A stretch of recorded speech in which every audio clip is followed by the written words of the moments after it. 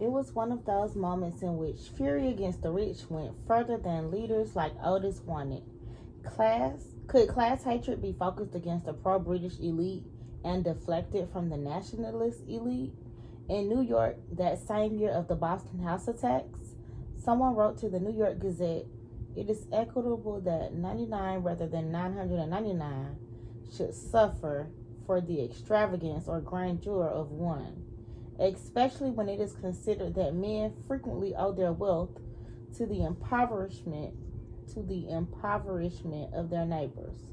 The leaders of the revolution would worry about keeping such sentiments within limits.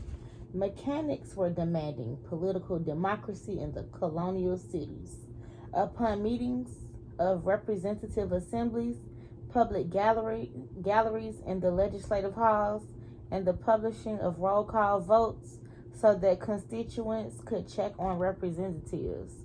They wanted open air meetings where the population could participate in making policy, more equitable taxes, price controls, and the election of mechanics and other ordinary people to government posts. Especially in Philadelphia, according to Nash, the consciousness of the lower middle classes grew to the point where it must have caused some hard thinking, not just among the conservative loyalists sympathetic to England, but even among leaders to the revolution. By mid-1776, laborers, artisans, and small tradesmen employing extra-legal measures when electoral politics failed were in clear command in Philadelphia. Helped by some middle-class leaders, they launched a full-scale attack on wealth and even on the right to acquire unlimited private property. During elections for the 1776 convention to frame a constitution for Pennsylvania, a privates committee urged voters to oppose great and overgrown rich men. They would be too apt to be framing distinctions in society. The privates committee drew up a Bill of Rights for the convention, including the statement that an enormous portion of property vested in a few individuals is dangerous to the rights and destructive of the common happiness of mankind, and therefore every free state hath a right by its laws to discourage the possession of such property. In the countryside where most people live, there was a similar conflict of poor against rich, one which political leaders would use to mobilize the population against England, granting some benefits for the rebellious poor and many more for themselves in the process. The tenant riots in New Jersey in the 1740s, the New York tenant uprisings,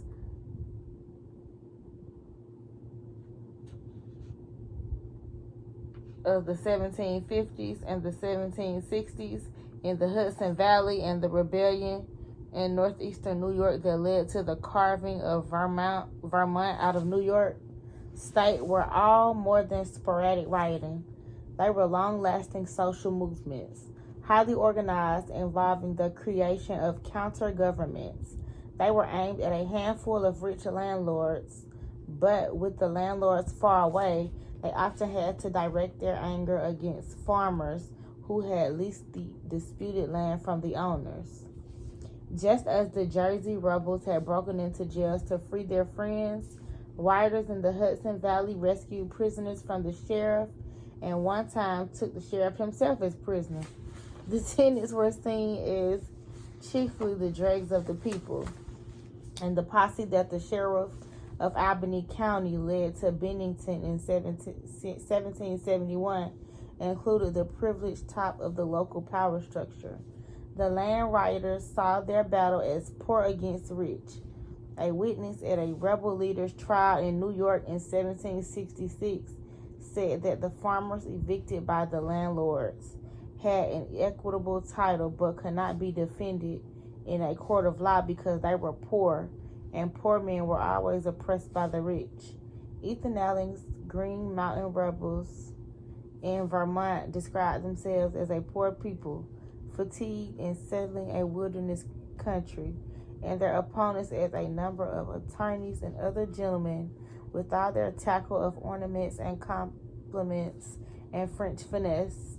Land-hungry farmers in the Hudson Valley turned to the British for support against the American landlords. The Green Mountain Rebels did the same, but as the conflict with Britain intensified, the colonial leaders of the movement for independence, aware of the tendency of poor tenants to side with the British in their anger against the rich, adopted policies to win over people in the countryside. In North Carolina, a powerful movement of white farmers was organized against wealthy and corrupt officials in the period from 1766 to 1771. Exactly those years when, in the cities of the Northeast, agitation was growing against the British, crowding out class issues. The movement in North Carolina was called the Regulator Movement, and it consisted a specialist in the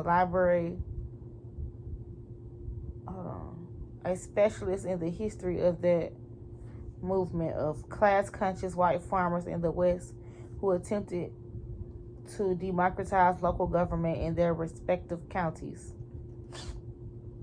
The Regulators referred to themselves as poor industrious peasants, as laborers, the wretched poor, oppressed by rich and powerful designing monsters. The Regulators saw that a combination of wealth and political power ruled North Carolina and denounced those officials whose highest study is the promotion of their wealth. They resented the tax system, which was especially burdensome on the poor, and the combination of merchants and lawyers who worked in the courts to collect debts from the harassed farmers. In the Western countries where the movement developed, only a small percentage of households had slaves, and 41% of those were concentrated. To take one sample Western country in less than 2% of the households. The Regulators did not represent servants or slaves, but they did speak for small owners, squatters, and tenants. A contemporary account on the Regulator movement in Orange County described the situation. Pause for the cause. I just want to say, when you hear me pause while I'm reading, it's because, the way some of this is written, it'll be like a run-on. It'll be like run-on sentences or sentence fragments. It's a lot of fragments. And, I'm reading it out loud, and in my head, I'm like, that wasn't even a complete thought. So if you notice, while I'm pausing while I'm reading, it's because I'm thinking, this doesn't make sense while I'm reading it. But I'm reading it how they wrote it. So, thus were the people of Orange insulted by the sheriff, robbed and plundered, neglected and condemned by the representatives, and abused by the magistracy, obliged to pay fees regulated only by the avarice of the officer, obliged to pay a tax which they believe went to enrich and aggrandize a few who lorded it over them continually, and from all these evils they saw no way to escape, for the men in power and legislation were the men whose interest it was to oppress and make gain of the laborer. In the country in the 1760s, Regulators organized to prevent the collection of taxes or the confiscation of the property of tax delinquents. Officials said an absolute insurrection of a dangerous tendency has broke out in Orange County and made millions plan to suppress it. At one point, 700 armed farmers forced the release of 2 arrested Regulator leaders. The Regulators petitioned the government on their grievance in 1768, citing the unequal chances the poor and the weak have in contentions with the rich and powerful. In another county, Anson, a local militia colonel complained of the unparalleled tumults, insurrections, and commotions which at present distract this county.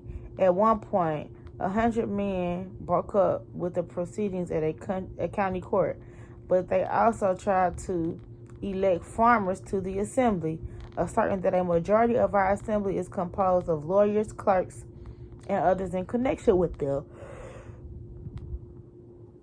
In 1770, there was a large-scale riot in Hillsborough, North Carolina, in which they disrupted a court, forced the judge to flee, beat 3 lawyers and 2 merchants, and looted stores. The results of all this was that the Assembly passed some mild reform legislation, but also an act to prevent riots and tumults, and the governor prepared to crush them militarily. In May of 1771, there was a decisive battle in which several thousand regulators were defeated by a disciplined army using cannon. 6 regulators were hanged. Kay says that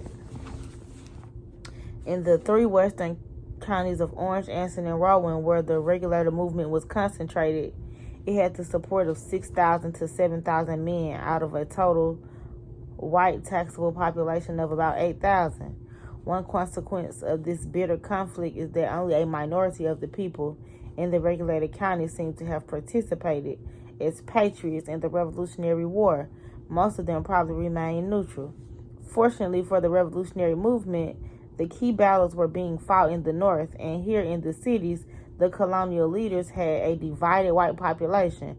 They could win over the mechanics, who were a kind of middle class who had a stake in the fight against England, who faced competition from English manufacturers. The biggest problem was to keep the propertyless people who were unemployed and hungry in the crisis following the French War under control. In Boston, the economic grievances of the lowest class mingled with anger against the British and exploded in mob violence. The leaders of the independence movement wanted to use that mob energy against England, but also to contain it so that it would not demand too much from them. When riots against the Stamp Act swept Boston in 1767, they were analyzed by the commander of the British forces in North America, General Thomas Gage, as follows. Hold on, I just want to mark where I was just reading because I want to say something about that later.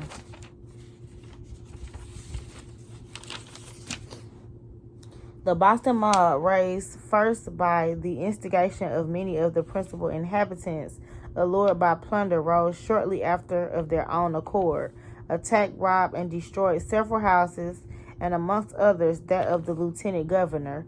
People then began to be terrified at the spirit they had raised, to perceive that popular fury was not to be guided, and each individual feared he might be the next victim to their rapacity. The same fears spread through the other provinces, and there has been as much pains taken since to prevent insurrections of the people as before to excite them. Gage's comment suggests that leaders of the movement against the Stamp Act had instigated crowd action, but then became frightened by the thought that it might be directed against their wealth too.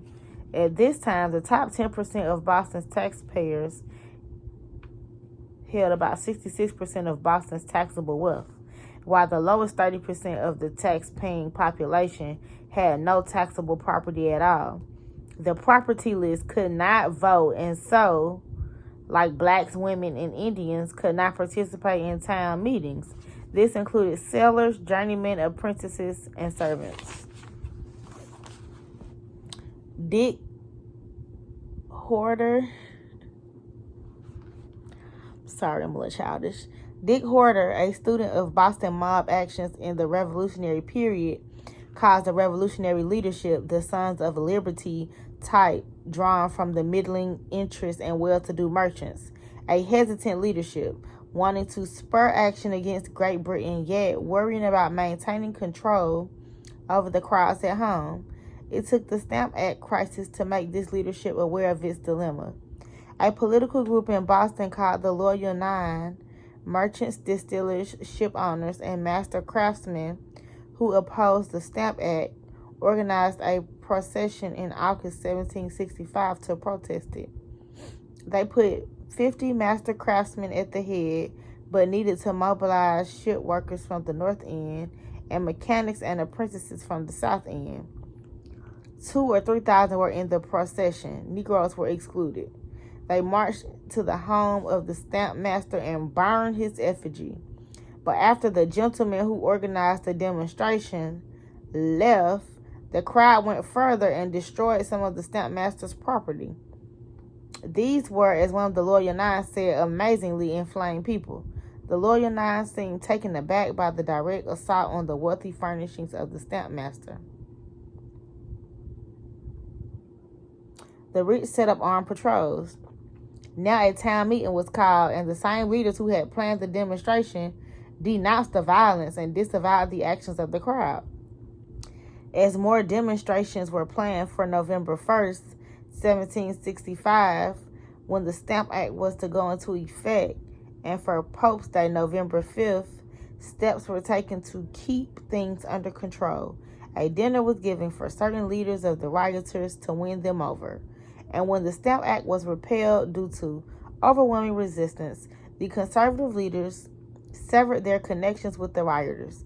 They held annual celebrations of the first anti-Stamp Act demonstration, to which they invited, according to Horder, not the rioters, but mainly upper and middle-class Bostonians who traveled in coaches and carriages to Roxbury or Dorchester for opulent feasts. When the British Parliament turned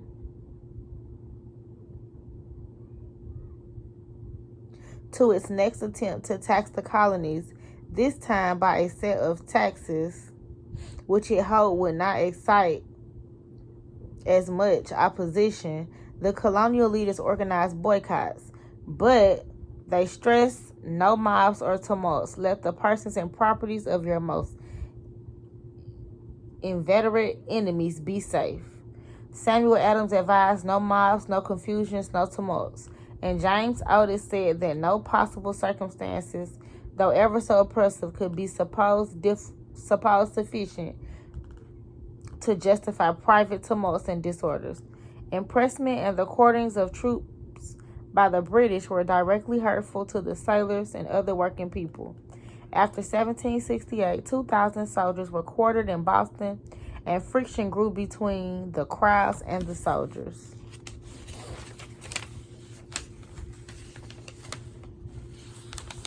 The part I wanted to go back to is the part I was reading where they said